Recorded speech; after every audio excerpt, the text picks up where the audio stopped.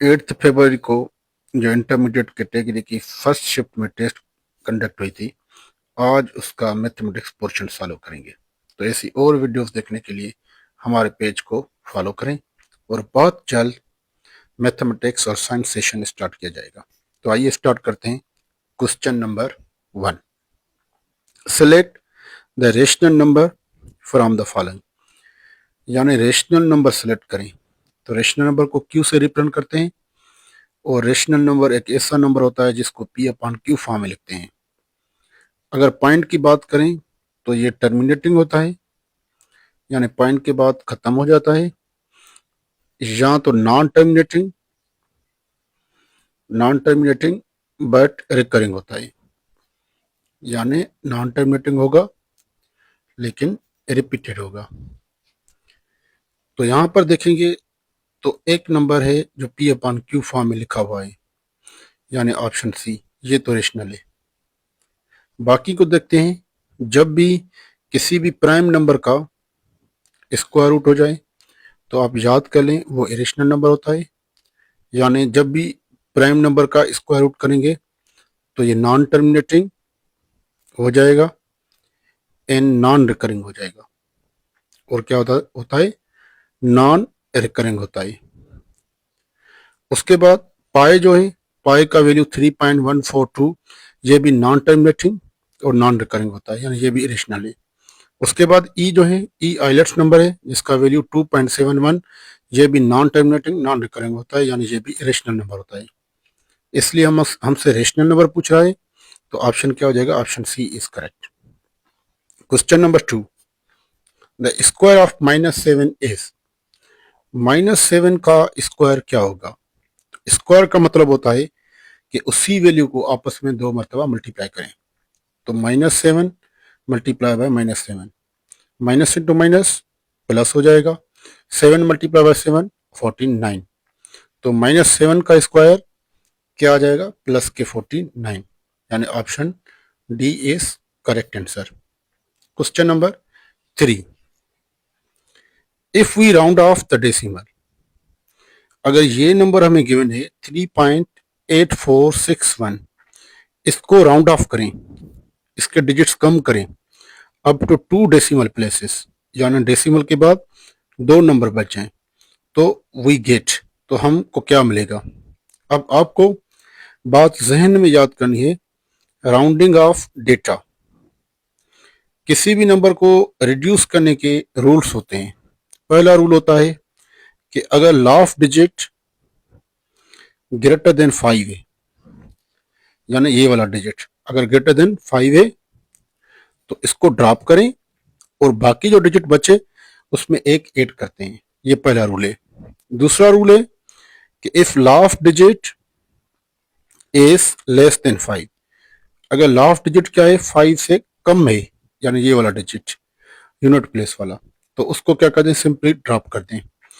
तीसरा रूल है कि अगर लास्ट डिजिट क्या है एग्जैक्टली 5 है, यानी 5 के बराबर है, तो इसको ड्रॉप करेंगे और उससे अगले वाला नंबर देखेंगे।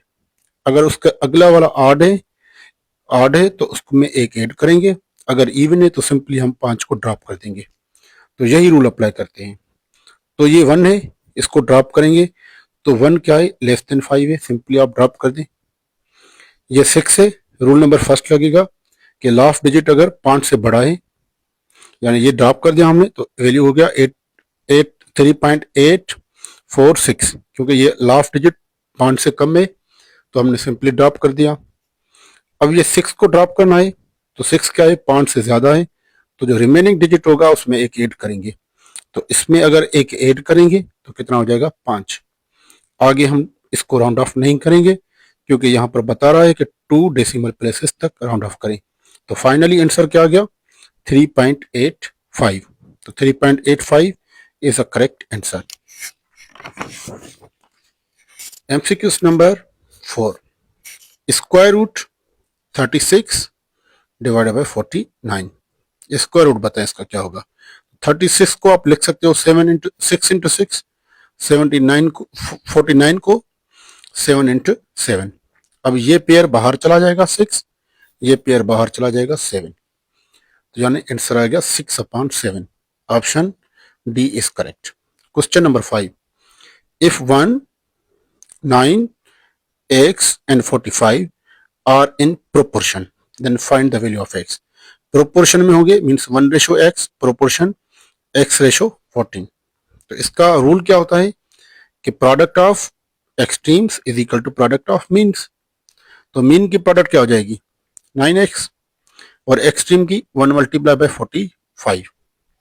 9 मल्टीप्लाई कराए वहां पर डिवाइड करेगा तो x is equal to 1 multiply 45 divide by 9। 9 की टेबल 45 पे 5 टाइम्स जाएगी यानी x का वैल्यू क्या मिल गया 5 मिल गया। तो यानी option D is correct. Question number 6, question number 6, if the sum of first 5 terms of arithmetic progression is 75, यानी 5 टर्म का जो सम है वो क्या है 75 है। फर्स्ट टर्म को ए से रिप्रेजेंट करते हैं वो क्या है 5 है। तो बताइए कॉमन डिफरेंस क्या होगा यानी डी उसकी क्या होगी।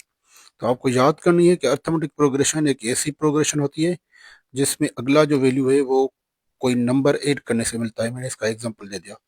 उसके सम का फार्मूला होता है n/2 2a plus n-1 into D, ये फार्मूला होता है। तो यहाँ पर 5 टर्म्स है यानी n 5 है, सम उसका है 75, ए का वैल्यू 5 है। तो यहाँ क्या रखेंगे 75 that is equal to n/2 means 5/2। 2 A का मतलब होता है 5 प्लस 5 माइनस 1 इंटू डी। यहाँ पर डी मालूम करना है। तो यहाँ पर 2 डिवाइड कराए वहाँ पर मल्टीप्लाई करेगा हो जाएगा 150। 5 मल्टीप्लाई में यहाँ पर डिवाइड हो जाएगा this equal to 10 plus 5 minus 1 4 into D. इसकी टेबल पढ़ेंगे 30 टाइम्स प्लस के 10 है वहाँ पर क्या हो जाएंगे माइनस के 10। तो 4d ये बराबर हो जाएगा किसके 20 के। 4 की टेबल 20 पे d इज इक्वल टू 5 यानी कॉमन डिफरेंस क्या हो जाएगा कॉमन डिफरेंस 5 हो जाएगा। Question number 7, if one variable is increasing and the value and other value decreases, अगर एक वैल्यू इंक्रीज हो रहा है और दूसरा वैल्यू डिक्रीज हो रहा है तो हमें पता है हम इसको कहते हैं कि दोनों क्या है इनवर्स प्रोपोर्शन में है। इसलिए ऑप्शन क्या हो जाएगा option B is correct. Question number 8, for any two real value A and B, actually यहाँ पर आना चाहिए एक्स एंड वाई क्योंकि ये एक्स एंड वाई में प्रॉपर्टी गिवन है। X plus Y is equal to Y plus X, यानी दोनों का अगर प्लस में ऑर्डर चेंज करें एक्स और वाई, एक्स प्लस वाई करें या वाई प्लस एक्स करें तो कोई फर्क नहीं पड़ता। ये आइडेंटिटी है, हम इसको कहते हैं कम्यूटेटिव आइडेंटिटी और कम्यूटेटिव प्रॉपर्टी। इसलिए ऑप्शन हो जाएगा ए इज करेक्ट। उसके बाद question number 9, associative property of union states that. अब एसोसिएटिव प्रॉपर्टी क्या होती है कि अगर आपको 3 सेट्स गिवन हो, पहले किसी भी 2 की यूनियन करें फिर तीसरे सेट की यूनियन करें या पहले दूसरे और तीसरे की यूनियन करें फिर ए से यूनियन करें, कोई फर्क नहीं पड़ेगा। इस प्रॉपर्टी को हम कहते हैं associative property with respect to union. ठीक है, तो यहाँ पर ऑप्शन आप देखेंगे तो सिर्फ एक साइड ही मिला हुआ है इस ये साइड, तो इसलिए ऑप्शन क्या हो जाएगा ए इज करेक्ट। बाकी सारे ऑप्शन क्या है गलत है, ये इंटरसेक्शन की है। उसके बाद है question number 10, the nth term of arithmetic progression. मैंने पीछे बताया कि अर्थमेटिक प्रोग्रेशन एक ऐसी प्रोग्रेशन होती है जो जिसका वैल्यू कोई फिक्स नंबर ऐड करने से मिलता है। For example that fix number is called common difference. पहले ए है तो अगला क्या हो जाएगा ए प्लस डी, फिर इसमें डी ऐड करेंगे तो D plus D A plus 2d फिर ए प्लस 3d, ऐसे चलता रहेगा। तो यहाँ पर देखें ये जो फर्स्ट टर्म है इसमें 0d है, सेकंड टर्म है इसमें ऐड हो रहे हैं 1d, थर्ड टर्म में ऐड हो रहा है 2d, फोर्थ टर्म में ऐड हो रहा है 3d। तो यहाँ पर पूछ रहा है nth टर्म, तो सेकंड टर्म में कितने डी है 1d है यानी एक कम है। तो अगर nth टर्म होगा तो nth टर्म में a में प्लस हो जाएगा n से एक कम यानी n-1 इंटू डी। ठीक है, अब देखिए अगर सेकंड टर्म होगा तो यहाँ पर 2 पुट करेंगे तो a प्लस डी हो जाएगा, थर्ड टर्म होगा तो यहाँ पर 3 पुट करेंगे तो a प्लस 2d हो जाएगा। इसलिए हमारे पास ऑप्शन मौजूद है, option A is correct. a plus n-1 into D इसका nth टर्म होगा। Question number 11, square plot has an area of 625 centimetre square. Square plot है, स्क्वायर हम उस क्वाड्रिलेटर को कहते हैं जिसके चारों साइड्स आपस में इक्वल हो, चारों साइड्स बराबर हो। अब इसकी जो एरिया है वो है 625 सेंटीमीटर स्क्वायर। अब स्क्वायर की एरिया कैसे मालूम करते हैं? दो साइड्स की मल्टीप्लीकेशन को हम एरिया कहते हैं। तो 2x into x, x square, और ये बराबर है किसके? 625 के। तो हमें साइड मालूम करनी है, तो दोनों तरफ से स्क्वायर रूट लेंगे, तो ये हो जाएगा x, इसका स्क्वायर रूट 625 पे 5 की टेबल 125 टाइम्स, 5 की टेबल 25 टाइम्स, 5 की टेबल 5 टाइम्स, 5 की टेबल 1 टाइम। ठीक है, तो 5 multiply by 5 multiply by 5 multiply 5, तो ये पेयर हो जाएगा 5, दूसरा पेयर ये हो जाएगा 5, 5 इंटू 5 दैट्स इक्वल टू 25, यानी इसकी जो एक एक साइड होगी वो हो जाएगी 25 centimetre. Answer C is correct. Question number 12, area of triangular garden is. अब ट्रेंगुलर गार्डन है, उसकी एरिया है 72 X square minus 18। The length of the garden will be, length बताएं क्या होगी। अब इस क्वेश्चन को समझना है, जो एरिया होती है ये मल्टीप्लीकेशन होती है लेंथ इंटू विड्थ की। ट्रायंगल की कंडीशन में 1/2 बेस इंटू हाइट होगा, तो 1/2 तो कांस्टेंट है, बाकी क्या हो जाएगा? Base into height. यानी दो ऐसे फैक्टर्स इसके निकालेंगे, उसकी मल्टीप्लीकेशन अगर यही होगी तो हम उसको एरिया कहेंगे। तो सपोज करें कि ऑप्शंस को देखेंगे, तो अगर मैं यहां से कॉमन ले लूं 2, तो यहां पर हो जाएगा 36 एक्स स्क्वायर माइनस 9। यानी सपोज करेंगे लेंथ थे, ये विड्थ थे, तो ये भी हो सकते हैं फैक्टर्स, या ये लेंथ थे और ये विड्थ थे, तो ये भी फैक्टर्स हो सकते हैं। अगर दूसरे निकालें, 36 एक्स स्क्वायर को मैं 6x whole square minus 9, 3 whole square भी लिख सकता हूँ 9 को, यानी 2a square minus B square का फॉर्मूला, एक माइनस का दूसरा प्लस का, तो आप लिख सकते हो 6x माइनस 3, 6x प्लस 3। तो दूसरा ये भी हो सकता है साइड 6x। अच्छा, इसको मल्टीप्लाई करेंगे तो क्या क्या हो जाएगा? 12x माइनस 6 हो जाएगा, 12x माइनस 6। ठीक है, 6x प्लस 3, तो ये तो साइड दोनों में नहीं है कोई भी ऑप्शन। उसके बाद देखें, अगर मैं यहाँ पर कह दूं कि आप यहाँ से 18 कॉमन ले लें, बाकी हो जाएगा 4x स्क्वायर माइनस 1, फिर इसको लिख दें 18 को 2x whole square minus 1 whole square, एक स्क्वायर एक माइनस का दूसरा प्लस का 2x माइनस 1, 2x प्लस 1, ऐसे भी लिख सकते हैं, लेकिन ये भी ऑप्शन मौजूद नहीं है। तो यही हो जाएगा, यही ऑप्शन मौजूद हैं कि 6x स्क्वायर माइनस 9, इसकी क्या हो जाएगी? लेंथ हो जाएगी। Option D is correct. Question number 13, Abdul Hamad invested a principal amount of 2 lakh rupees. उसको हम पी से रिप्रेजेंट करते हैं। 2 लाख रुपीज उसने क्या किया? इन्वेस्टेड किया at a simple interest rate, यानी रेट जो है वो क्या है? 5% है पर ईयर। आफ्टर 2 ईयर्स, यानी टाइम जो है वो किसके बराबर है? 2 ईयर्स के बराबर है।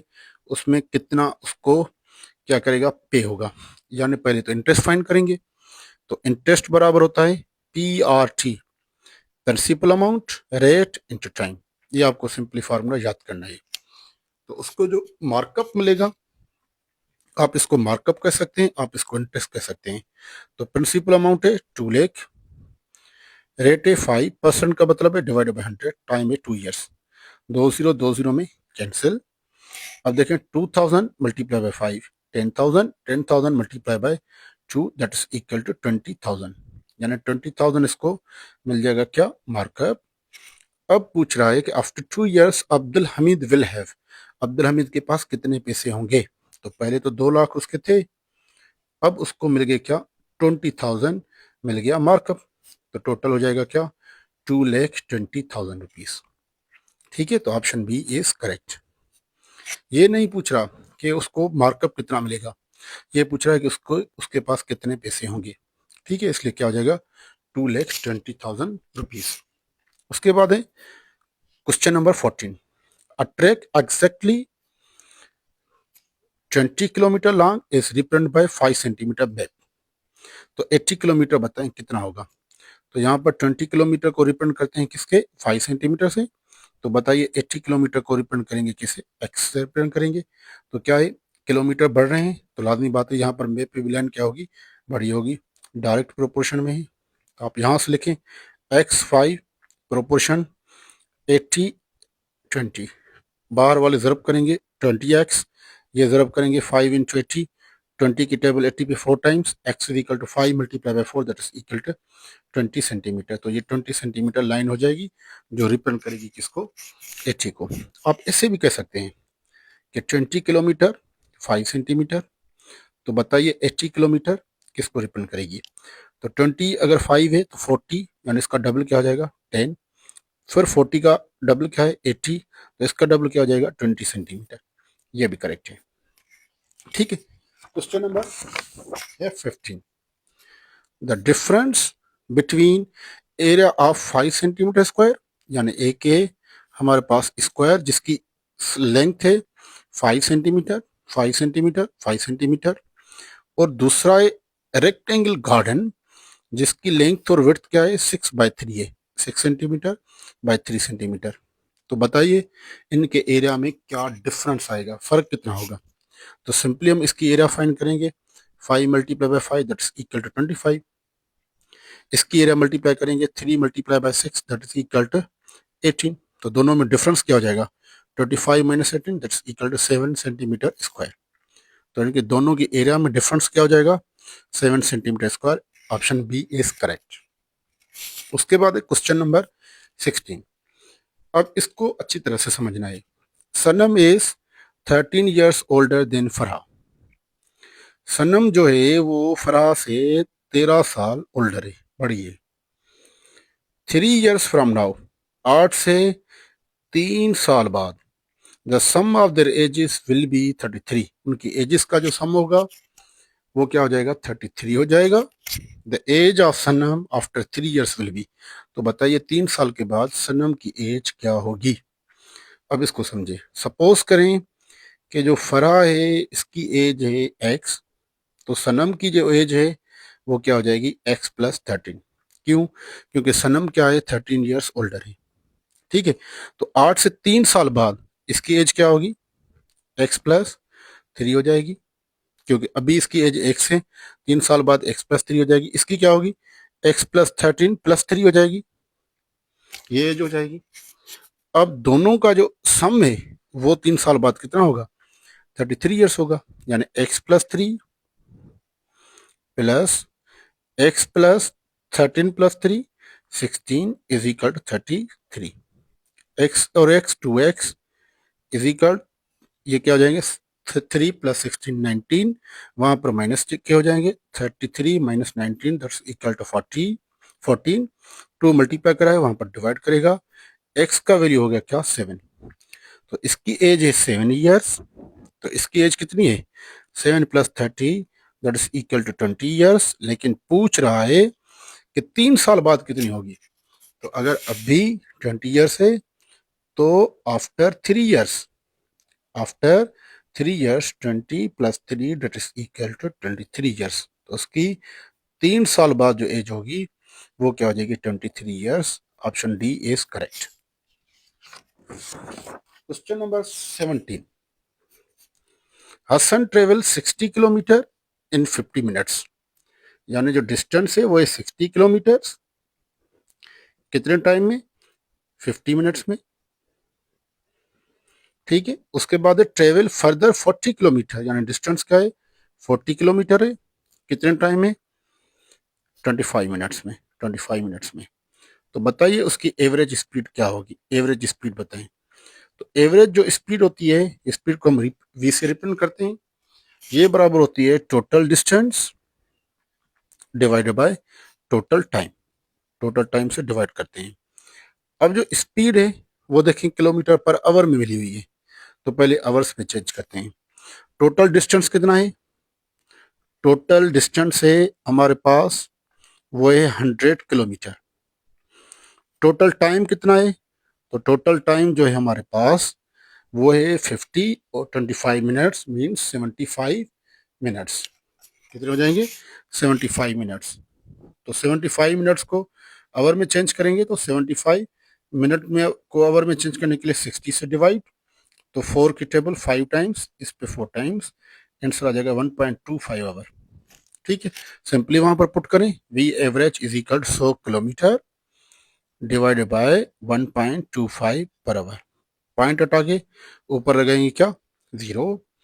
अब इसको सॉल्व करें, वी एवरेज इज इक्वल, ठीक है, 5 की टेबल यहाँ पर 2 टाइम्स, ये दो 0 हो जाएंगे, 5 की टेबल 25 टाइम्स, फिर 5 की टेबल 20 पे 4 टाइम्स, ये 0 40, 5 की टेबल क्या हो जाएगी, ये हो जाएगी इसके पास, अच्छा 2 0 लगाएंगे यहाँ पर। ठीक है, 5 की टेबल 400 पे 8 टाइम्स, ये 0 हो जाएगा, तो आ जाएगा 80 किलोमीटर पर आवर। ठीक है, आंसर हो गया 80 kilometre per hour. Option D is correct answer. Question number 18, four brothers earn $45, $26, $33 and $41 per hour. The range of their per hour income is, तो बताइए इसकी रेंज क्या होगी। तो रेंज आपको याद करना है कि रेंज जो है वो डिफरेंस है ग्रेटेस्ट और स्मॉलेस्ट वैल्यू का, डिफरेंस को हम रेंज कहते हैं। तो ग्रेटेस्ट कौन सा है 45 माइनस स्मॉलेस्ट कौन सा है 26। 45 में से 26 माइनस करेंगे तो बाकी कितना बच जाएगा 19, यानी इसकी जो रेंज होगी वो हो जाएगी $19। Option C is correct. उसके बाद है question number 19, an aeroplane is seen at an angle of elevation of 30 degree from the ground. यानी पे सपोज करें यहाँ पर एक एरोप्लेन है, एरोप्लेन को अगर किसी ग्राउंड से देखते हैं तो उसकी जो देखने की जो एंगल है ना, ये एंगल ये बनती है 30 डिग्री।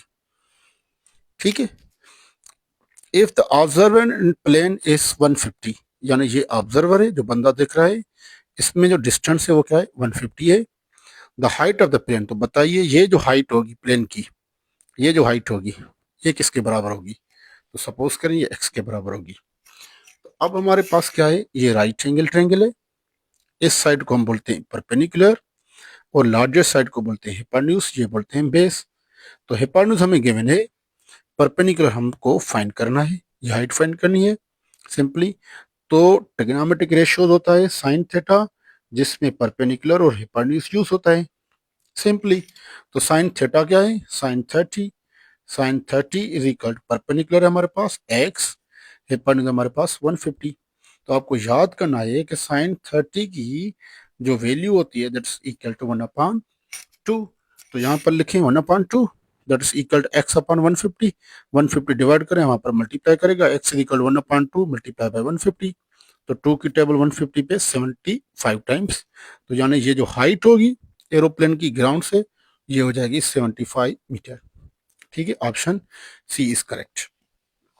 ठीक है, क्वेश्चन नंबर लास्ट 20, अगर आपको जेएसटी की प्रिपरेशन करनी है तो व्हाट्सएप ग्रुप ज्वाइन करें, ठीक है, और मेरे इस चैनल को फॉलो करें।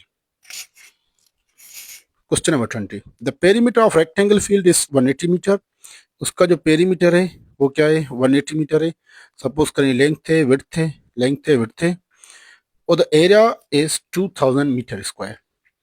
यानी उसकी जो फिर एरिया है लेंथ इंटू विड्थ ये क्या हो जाती है 2000 मीटर स्क्वायर हो जाती है। ठीक है, the length of the field will be, तो फील्ड की लेंथ बताएं। अब इसको सॉल्व आप करेंगे ना तो बिल्कुल लेंथी हो जाएगा।